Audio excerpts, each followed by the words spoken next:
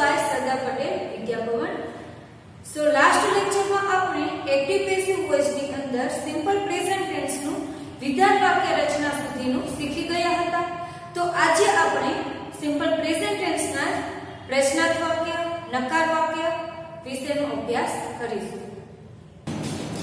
તો પ્રશ્નાર્થ વાક્યની અંદર મુખ્ય બે પ્રકારના વાક્ય આવતા હોય છે. એક ડુ કે ડસ થી શરૂ થતા વાક્ય અને બીજું છે પ્રશ્નાર્થ સૂચક શબ્દથી શરૂ થતા, એટલે કે વોટ, વેન, વાય, હાઉ વગેરે શબ્દથી શરૂ થતા વાક્ય.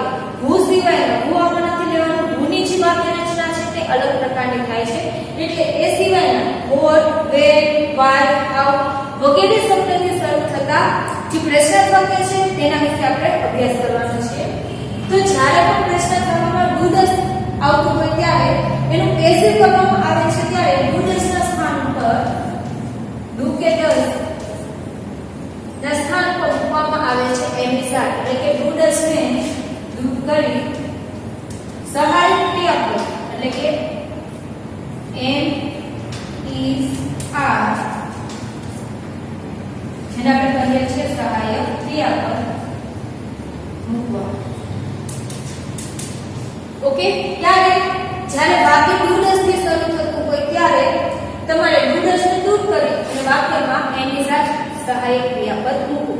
હવે બીજું કે જો વાક્ય ડુ ડસ સિવાય કે પ્રશ્નાર્થ સૂચક શબ્દથી શરૂ થતું હોય, એટલે કે વોટ, વેન, વાય કે હાઉ થી શરૂ થતું હોય, તો તમારે ફક્ત એટલું જ કરવાનું છે કે જે એની સાથે ટુ બી ના રૂપ મૂકો છે, ટુ બી ના રૂપની આગળ શું દેવાનું છે?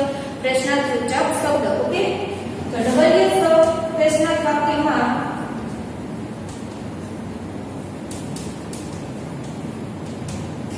સહાયક ક્રિયાપદ, કયા સહાયક ક્રિયાપદ? એમ, ઇઝ, આર ની પહેલા જે તે WH પ્રશ્ન સૂચક શબ્દ મૂકો. પ્રશ્ન સૂચક શબ્દ મૂકો. ઓકે, જે તે કોઈ પણ વોટ થી શરૂ થતો તો વોટ મૂકી દેવાનું, વેન થી શરૂ થતો હોય વેન, વાય થી શરૂ થતો હોય તો વાય શબ્દ, ઓકે, વેર થી થતો હોય તો વેર. તો જે કંઈ પણ ડબલ એ શબ્દ હોય એને શું કરવાનું છે? તમારે ટુ બી ના રૂપની પહેલા મૂકી દેવાનું છે. ઓકે, તો ફોર એક્ઝામ્પલ જોઈએ. પેલું ડુ વાળી વાક્ય રચના, ડુ યુ પ્લે ક્રિકેટ. હવે જો તમને આટલી વાક્ય રચનાનું તો આવડે છે, યુ પ્લે ક્રિકેટ, આનું પેસિવ વોઇસ કરતા આવડે છે તમને? આવડે છે? કઈ રીતે કરતા હતા? કર્મને આગળ લેતા હતા, પછી જે તે ટુ બી નું રૂપ મૂકતા હતા, પછી પાસ્ટ પાર્ટિસિપલ મૂકતા હતા અને પછી શું મૂકતા હતા? આપણે કરતા, રાઈટ, કરતા. ઓકે, તો અહીંયા તમારે શું કરવાનું છે કે જે ટુ બી નું રૂપ છે એ ક્યાં લઈ લેવાનું છે? આગળ. ઓકે, જેમ આ જ વાક્ય છે, આ વાક્યનું વિધાન વાક્ય થતું હોય તો શું થતું હોય? You play cricket. પ્રશ્નાર્થ વાક્ય કરવા માટે ડુ ને ક્યાં લઈ લીધું છે? આગળ. ઓકે, વિધાન વાક્યમાં ડુ ડસ આપણને દેખાતું નથી, પણ જ્યારે પ્રશ્નાર્થ કરવામાં આવે ત્યારે ડુ ડસ વાક્યમાં ક્યાં આવે છે? સ્ટાર્ટિંગમાં આવે છે. તો તેવી રીતે તમારે પેસિવ વોઇસ કરવાનું છે. તો ડુ છે અથવા ડસ છે તો એની જગ્યાએ તમારે મૂકવાનું છે એમ, ઇઝ, આર. શેને આધારે મૂકશો? તો કર્મને આધારે. તો કર્મ તરીકે આપણે શું છે? ક્રિકેટ છે, તો અહીંયા આપણે શું મૂકશું? ઇઝ. ડુની જગ્યાએ શું મૂકશું? આપણે ઇઝ. પછી મૂકશું આપણે કર્મ. ઓકે, પેસિવ વોઇસ હતું તેવું જ. પેસિવ વોઇસમાં શું હતું? કર્મ પહેલા મૂકતા હતા, તો તે ક્રિકેટ એ આપણું કર્મ છે. પછી મૂકતા હતા ટુ બી નું રૂપ, એટલે કે ઇઝ, અને પછી પાસ્ટ પાર્ટિસિપલ એટલે કે પ્લેડ. પણ આપણે ઇઝ ને તો ક્યાં લઈ લીધું છે? વાક્યના સ્ટાર્ટિંગમાં. એટલે હવે આપણે ઇઝ મૂકશું ને એની જગ્યાએ શું મૂકશું? ડાયરેક્ટ પાસ્ટ પાર્ટિસિપલ એટલે કે પ્લેડ. તો ઇઝ ક્રિકેટ પ્લેડ. પછી આપણે શું કરીએ? પાસ્ટ પાર્ટિસિપલ મૂકાય છે, પછી આપણે કર્તાના કર્મના સ્થાન પર મૂકીએ છીએ.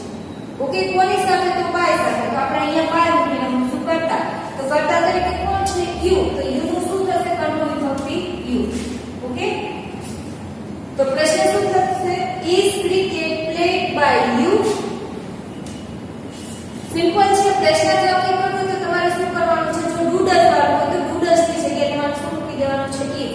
બાકી તો તમે જે ફેરફાર વિધાન વાક્યમાં કરતા હતા એ જ કરેલો છે, ખાલી તમે ઇઝ ને ક્યાં મૂકી દીધું છે? વાક્યના સ્ટાર્ટિંગમાં. જેમ એક્ટિવ વોઇસ ની અંદર ડુ ડસ ને ક્યાં મૂક્યું છે? વાક્યના સ્ટાર્ટિંગમાં. એમ અહીંયા પેસિવ વોઇસ ની અંદર એમ, ઇઝ, આર જે આવતું હતું એને ક્યાં મૂકી દઈએ છીએ? આપણે વાક્યના સ્ટાર્ટિંગ. એટલે આ વાક્ય કીધું તમારે પ્રશ્નાર્થ વાક્ય ડુ ડસ. હવે જોઈએ આપણે ડબલ એચ વાળું. તો ડબલ ઈ ફેરફાર તો કરવાના છે, ફક્ત તેની સ્ટાર્ટિંગમાં તમારે શું મૂકવાનું છે, જે તે પ્રશ્નસૂચક શબ્દ એટલે કે જે તે WH શબ્દથી પ્રશ્ન પૂછવામાં આવેલો હોય એ શબ્દ તમારે વાક્યના સ્ટાર્ટિંગમાં મૂકી દેવાનું છે.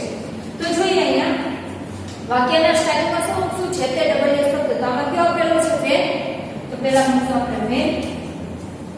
હવે જો આ ડુડસ વાળું વાક્ય રચના થઈ, તો ડુડસ વાળી વાક્ય રચનામાં આપણે શું કરે છે, ડુ ની જગ્યાએ એમિઝા મૂકે છે. કોને આધારે મૂકે છે, કર્મને આધારે. તો કર્મ શું છે, મીલ. ઓકે, તો મીલ સાથે શું આવશે, ઇઝ. તો વેન ઇઝ. પછી મૂકશું આપણે કર્મ. કર્મ કયું છે, હર મીલ. હર મીલ. પછી શું મૂકવાનું છે આપણે, ટુ બી નું રૂપ પ્લસ પાસ્ટ પાર્ટિસિપન્ટ. પણ ટુ બી નું રૂપ તો આપણે આગળ લઈ લીધું છે, તો ડાયરેક્ટ શું મૂકવાના છે આપણે, પાસ્ટ પાર્ટિસિપન્ટ. તો પાસ્ટ ઈટ નું પાસ્ટ પાર્ટિસિપન્ટ શું થશે, ઈટન. પછી આપણે બાય અને કરતા. કરતા તરીકે કોણ આપેલું છે, સી. તો સી નું શું થશે, હર. તો શું પ્રશ્ન થોડી ગયું, where is her meal eaten by her. વાક્ય આવું હતું, where does she eat her meal. તે તેનું ભોજન ક્યારે લે છે, તો એનું પેસિવ શું થશે, where is her meal eaten by her. તેનું ભોજન તેની દ્વારા ક્યારે લેવાશે અથવા તો ક્યારે લેવાય છે. ઓકે, સમજ પડી. તો આની અંદર તમે ફક્ત શું કરેલું છે કે જે તમારે ડુ ડઝ વાળું મોટું વાક્ય એ જ છે, પણ આને શું કીધું છે, જે તે પ્રશ્નસૂચક W શબ્દ, WH શબ્દ. ઓકે, તો આ થયું તમારે પ્રશ્ન વાક્યનું પેસિવ વોઇસ. તો હવે આપણે વાત કરવાના છીએ હુ વાળા વાક્ય રચના વિશેની. તો હુ વાળા વાક્ય રચનાનું પ્રશ્ન વાક્ય કઈ રીતે કરવામાં આવે છે, તો હુ ની જગ્યાએ તમારે મૂકવાનું છે બાય હુમ. એટલે કે વાક્યની શરૂઆત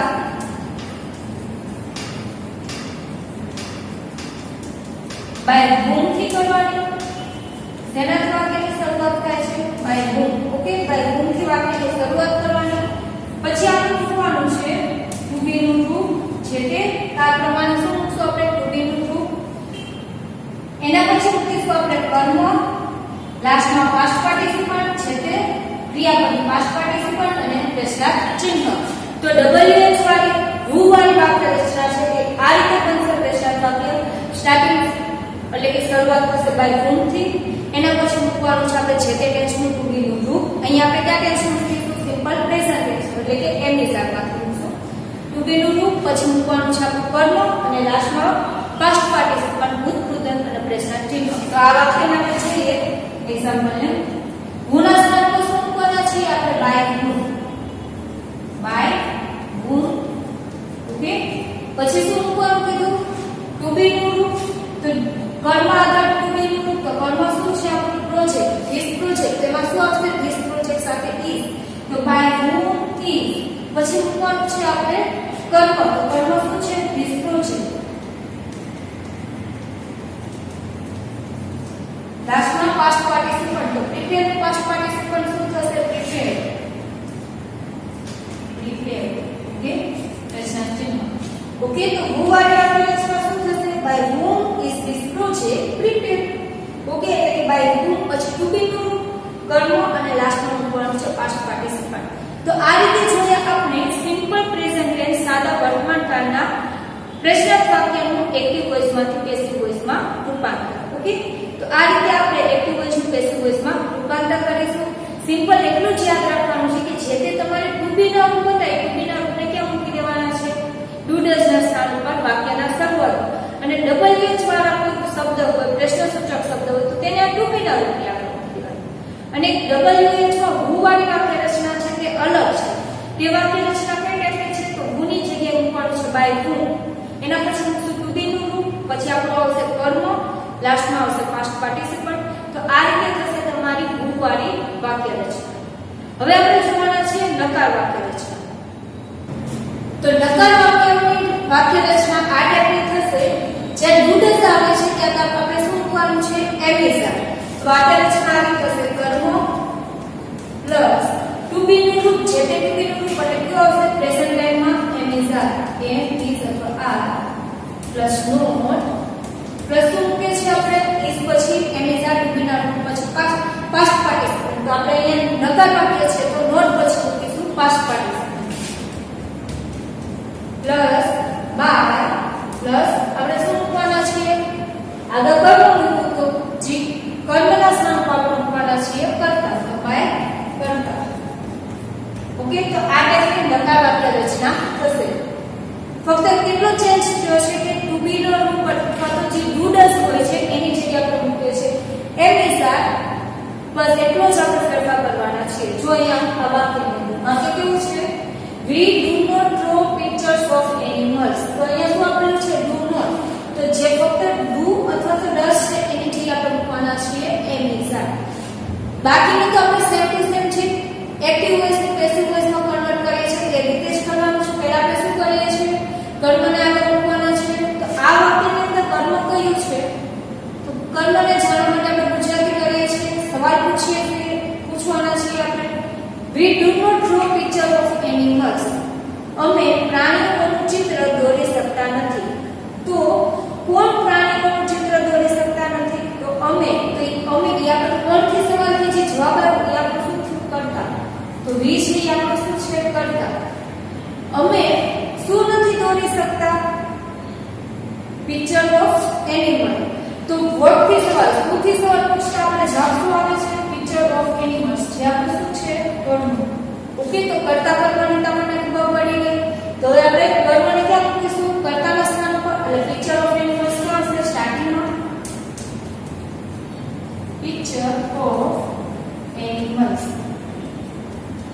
હવે આ જો જે આપણે કર્મ મૂક્યું છે તે એકવચન છે કે બહુવચન છે કારણ કે એના આધારે જ આપણે ટુબીના રૂપ મૂકવાના છીએ તો પિક્ચર્સ ઓફ એનિમલ્સ પ્રાણીઓનું ચિત્ર મતલબ કે પ્રાણીઓ જાજા છે ચિત્ર તો એક જ છે એટલે જે આપણું કર્મ છે કેવું છે એકવચન છે જો એ પિક્ચર્સ ઓફ એનિમલ્સ આપ્યું હોત તો આપણે અહીંયા બહુવચન લેવું પડે કારણ કે પિક્ચર્સ ચિત્રો છે પણ અહીંયા એક જ પિક્ચર આપ્યું છે પિક્ચર ઓફ એનિમલ્સ એટલે કે એકવચન છે પછી ક્રિયાપદ પછી આપણે શું મૂકીશું એમિઝન પછી નોટ ઓકે એના પછી મૂકવાના છે પાસ્ટ પાર્ટિસિપન્ટ તો ફોરનું પાસ્ટ પાર્ટિસિપન્ટ શું થશે ટ્રુ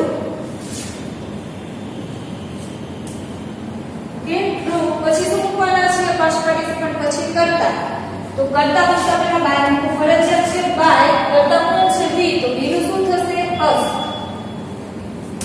તો વાક્ય શું બનશે picture of animals is not drawn by us okay આ થયું તમારું નકાર પેસિવ વાક્ય બીજું જોઈએ Priya does not sing songs Priya ગીત ગાઈ શકતી નથી કોણ ગીત ગાઈ શકતું નથી તો પ્રિયા આ શું થયું કરતા પ્રિયા શું નથી ગાઈ શકતી તો songs ગીત નથી ગાઈ શકતી તો આ થયું આપણું કર્મ ઓકે તો હવે શું કરશું આપણે પેસિવ બનાવવા માટે કર્મને ક્યાં મૂકશું વાક્યના સ્ટાર્ટિંગમાં તો